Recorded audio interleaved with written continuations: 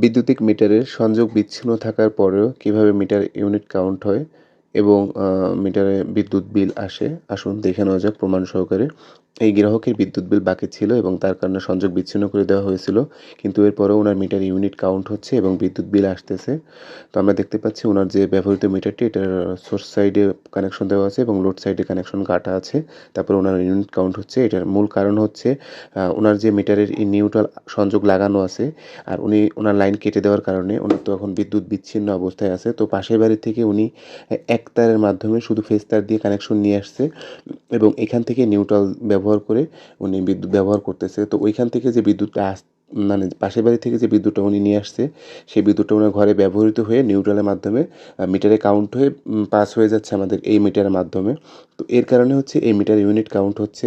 তো আমরা এখন দেখতে পাচ্তেছি ওনার মিটারে লাফাচ্ছে। এটার কারণ হচ্ছে ওই যে পাশের বাড়ি থেকে সংযোগ নিয়ে উনি ব্যবহার করতেছে, সেই কারণে লাফাচ্ছে। আমরা যদি মিটারে এখন নিউট্রাল পয়েন্ট খুলে দিই, কালো যে তারটা লাগানো আছে এটা খুলে দিলেও না মিটার ইউনিট কাউন্ট হওয়া বন্ধ হয়ে যাবে।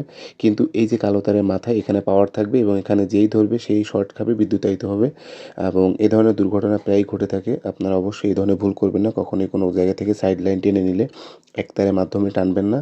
অবশ্যই ২ তারের মাধ্যমে সাইড লাইন নিবেন। বিদ্যুৎ বিল কমাতে সাইড লাইন নেওয়া বন্ধ করুন। নিজে নিরাপদ থাকুন, আমাদেরকে নিরাপদ রাখুন। ধন্যবাদ।